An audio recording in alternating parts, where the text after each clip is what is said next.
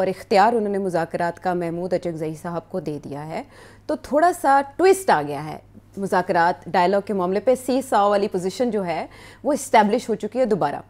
ہم نے آپ سے بہت بار اس سے پہلے سوال کیا کہ کیا بنے گا مذاکرات کا. کبھی حکومت بھاگ جاتی ہے, کبھی پاکستان تحریک انصاف نہیں مانتی. اب جو پچھلے ہفتے ڈیولپمنٹ ہوئی جب ہم نے شو کیا تب تحریک تحفظ آئین پاکستان کا ایک کانفرنس ہو رہی تھی اور ان کے پلیٹ فارم سے کچھ ڈیمانڈز سامنے رکھی گئیں جس میں محمود اچکزئی صاحب نے یہ بھی کہا کہ ہم مذاکرات کے لیے تیار ہیں اگر بانی پی ٹی آئی سے ہماری ملاقات کروا دی جاتی ہے. اس کے علاوہ 8 فروری کے حوالے سے کچھ انہوں نے لاہے عمل کا اعلان کیا.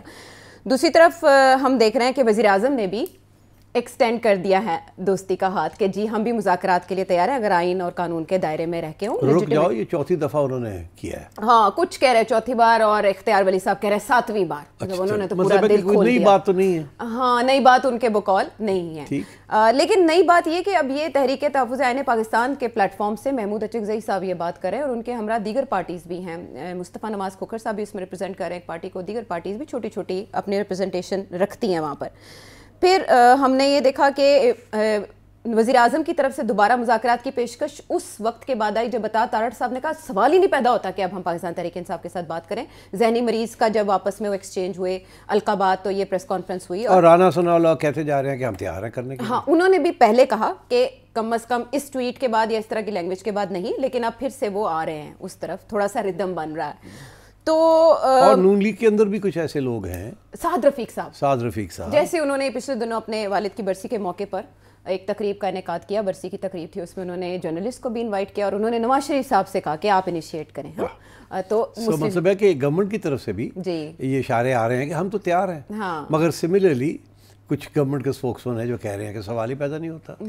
معافی کے بغیر, معذرت یا ندامت کے بغیر, دونوں چیزیں ساتھ ساتھ چل رہی ہیں. تو پی ٹی آئی میں بھی تو 2 یا 3 چیزیں ساتھ ساتھ چل رہی ہیں. وہی اس میں 2 یا 3 چیزوں میں نئی انٹری ہے نیشنل ڈائلاگ کمیٹی جو فواد چودھری صاحب کی, اور national dialogue committee is full of non entities, neither here nor there, also rans. ایسا بھی نہیں ہے. سیٹھی صاحب, محمود مولوی صاحب ہیں, عمران اسماعیل صاحب ہیں, سب فارغ لوگ ہیں. فواد چودھری صاحب, ارے وہ کہہ رہے ہیں ہمیں غیر معمولی کامیابی ملی ہے پچھلے 3 ہفتوں میں. اچھا, ہاں جی, واہ, ہاں جی, کوٹ لکھپت کے دروازے ان کے لیے کھلتے ہیں, وہ بات کرتے ہیں, ملاقات کرتے ہیں, عیادت کرتے ہیں. اڈیالہ کے لیے اتنے کشٹ کرنے پڑتے ہیں ملاقات کے, لیکن کوٹ لکھپت کے لیے نہیں کرنے پڑتے. تو پھر ان کو کیا تیر مارا انہوں نے اگر وہ چلے گئے ہیں کوٹ لکھپت؟ تو وہ وہاں شاہ محمود قریشی صاحب سے بات چیت کر رہے ہیں. شاہ محمود قریشی صاحب اور دیگر اسیران کی رہائی کے لیے اقدامات کر رہے ہیں, اور اب تو اگلے مرحلے میں صدر سے, وزیر اعظم سے, مولانا فضل الرحمان سے ملاقات کا ارادہ رکھتے ہیں فواد چودھری صاحب. ان کے ارادے اپنی جگہ پہ, اگر ملاقات ہوگی تو دیکھی جائے گی.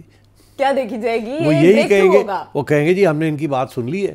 اور مگر I would be surprised frankly, prime minister کے ایڈوائزرز جو ہیں, آئی وڈ بی سرپرائز کہ اگر وہ فواد چودھری اور ان کے یہ 3 ممبر کمیٹی کو وہ مل لیں. آئی تھنک اس سے پرائم منسٹر از ابو, کسی کو نامینیٹ کر دیں ان کو ملنے کے لیے اگر کرنا ہی ہے تو. I would be surprised, but اگر کرتے ہیں تو چلو بڑی اچھی بات ہے, کوئی حرج نہیں ہے. ملنے میں تو کوئی حرج نہیں ہوتا. وہ سیاستدان کہتے ہیں نا کہ ہمارے دروازے سب ہر وقت کھلے ہوتے ہیں, مگر بات یہ ان کی حیثیت کیا ہے, یہ تم بتاؤ نا, ان کی کیا حیثیت ہے؟ حیثیت تو بن جاتی ہے جب بھی آپ نے برج بننا ہو 2 پارٹیز کے درمیان, تو کہیں نہ کہیں کوئی نہ کوئی گنجائش تو پیدا ہو ہی جاتی ہے. آپ کا کیا خیال ہے کہ پہلا قطرہ بنتا ہے, آپ کا خیال ہے یہ انہوں نے ایک دن رات کو اٹھے ہیں, خواب آئی ہے کہ جی اب چلیں اور جا کے کر لیں؟ نہیں, ایسا تو نہیں. اور آپ کا خیال ہے کہ پھر یہ اٹھ کے آ گئے ہیں اور یہ بیان بازی شروع ہو گئی ہے اور دروازے کھلنے شروع ہو گئے ان کے لیے؟ تو پھر آپ کا کیا خیال ہے یہ کیوں ایکٹیو ہو گئے ہیں؟ ایسا کچھ بھی نہیں ہے. یا تو یہ ہے کہ یہ ان لوگوں میں سے ہیں جو سب سے پہلے بھاگے تھے چھوڑ کے اور اس کے بعد معذرت بھی کی تھی کہ ہم سے غلطیاں ہوئی ہیں, یہ ہوا ایسے ہی ہے. ہاں, یہ تو یہ پھر ان کو کس نے کہا کہ چلو یہ شروع کرو ایک دفعہ پھر تسی؟ اور ان کے رستے بھی کھل رہے ہیں, ان کے لیے دروازے بھی کھل رہے ہیں, یہ معنی خیز ہے. لیکن اس سے پہلے وہ چیز جو تحریک تحفظ آئین پاکستان کے پلیٹ فارم سے آئی, جب عمران خان صاحب نے ایک طرف تو مذاکرات سے انکار کیا, دوسری طرف اختیار بھی محمود اچکزئی صاحب کو دے دیا. تو آپ یہ بتائیں کہ آپ حیران نہیں ہوئی تھی جب اختیار دے دیا؟ اچکزئی صاحب تو ہمیشہ ہارڈ لائن لیتے تھے. اچکزئی صاحب عمران خان کے بعد سب سے زیادہ اینٹی اسٹیبلشمنٹ پولیٹیشین. اچھا, ان کے بعد مجھے لگا وہ پہلے سے تھے. نہیں, وہ تھے پہلے سے ہی, مگر اب کیونکہ خان صاحب فرنٹ فٹ پہ آئے ہوئے ہیں اور تو ان کو تھوڑا سا نمبر 2 پہ لے آئے ہیں. تو اور ان کو اب یہ ان کی طرف سے یہ بات آ رہی ہے کہ مذاکرات کے کریں گے, ہم تیار ہیں پارلیمنٹ کے اندر کرنے کے لیے.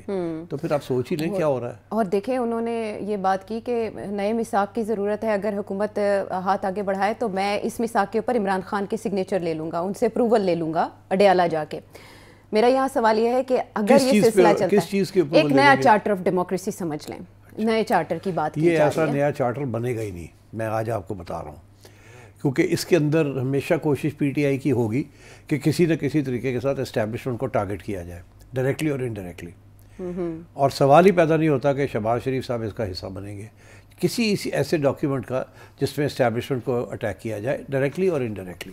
تو بات وہاں رہ جائے گی. باقی یہ ہے کہ جی ہاں ہم چاہتے ہیں جمہوریت ہو، یہ ہو وہ ہو، اور جنرل ٹرمز وہ تو ہو ہی سکتا ہے، that's not a big deal. اور اس کے ساتھ ان کو کیا ملے گا؟ پی ٹی آئی کو کچھ بھی نہیں ملے گا. میں آپ کو بتاؤں، گورنمنٹ کا موقف جو ہے نا وہ بیسکلی 2-3 چیزیں ہیں. ایک تو یہ ہے کہ جی خان صاحب کو کنوکشن ہوئی ہوئی ہے، ان کی آپ بات مت کریں، پہلی بات. ان کی مجبوری ہے کہ اس کے بغیر کوئی بات نہیں بنتی. ہاں لیکن اب کی بار انہوں نے مطالبہ نہیں کیا. ابھی چھوڑے نا، جب وقت آتا ہے تو مطالبہ ہو جاتا ہے نا. ابھی تو صرف اوپننگ کریٹ کر رہے ہیں نا. جب بیٹھیں گے تو سب سے پہلے یہ آئے گا. چلیں یہ میری بھی پریڈکشن ہے. نمبر 2، گورنمنٹ کہتی ہے کہ یہ آپ فارم 47 بند کریں. نانسنس. کانسٹنٹلی آپ اسٹیبلشمنٹ کو تو ٹھیک ہے آپ پیچھے ہٹ جاتے ہیں، آپ کہتے ہیں جی ہمارے کنٹرول میں نہیں ہے سوشل میڈیا یہ وہ، تو اب یہ 47 والی بات بھی تو بند کریں نا. مطلب کیا ہے کہ ہماری لیجٹمیسی کو ایکسیپٹ کریں. اچھا یہ صرف یہ نہیں ہے کہ 47 کی آپ بات بند کریں. مطلب یہ ہے کہ جو پچھلی الیکشن ہے تسلیم کریں that was a free and fair election جس کی وجہ سے ریزلٹس آف دیٹ ہوا. تو یہ گورنمنٹ بیٹھی ہوئی ہے. جی. تھرڈ اس کی امپلیکیشن یہ ہے کہ اب ہم پورا 5 سال بیٹھیں گے.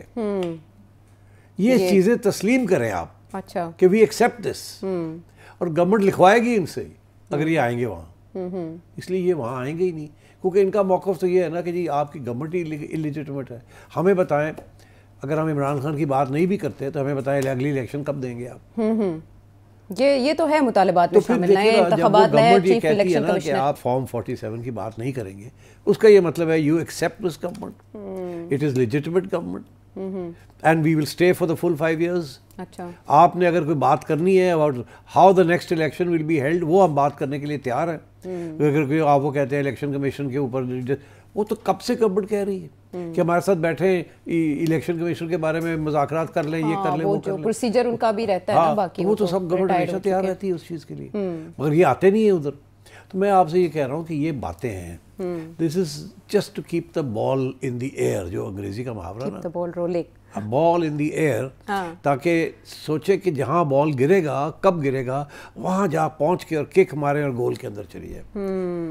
گیند یہ گراؤنڈ پہ اب گیند اگر آتا ہے تو وہ تو گورنمنٹ کے فٹ میں ہے نا. جی جی. تو وہ تو ان کو گیند ملے گا نہیں. گورنمنٹ تو اپنے لوگوں کو ادھر ادھر پھینکتی رہے گی، ان کے حوالے تو آئے گا نہیں، یہ تو گول میں جا ہی نہیں سکتے. اور البتہ اگر گیند ہوا میں ہے تو پھر کہیں بھی گر سکتا ہے. تو ان کی یہ کوشش ہے to keep the ball in flight so that when and where it lands they are there and they can kick it to the goal post. That government will not allow. Government کی تکلیف یہی ہے کہ گیند کو یہ سارا وقت ہوا میں رکھنا چاہتے ہیں، اچھالتے رہیں. وہ اس لیے because خبر تو اسی کی بنتی ہے نا، کہاں گرے گا، کون آئے گا، ہیڈر ہوگا، فٹر ہوگا، کیا ہوگا کیا نہیں ہوگا. So I think the government basically says کہ سچ چھڑ دیو گلنا، اچھا، اور live and let live، چپ کر کے پارلیمنٹ میں آ کے اور کوآپریٹ. اینڈ آپ کو بالکل اجازت ہے بولنے کی، یہ کرنے کی، وہ کرنے کی، آگے بھی جو ہم نے چیزیں کرنی ہیں مل کے کر لیں.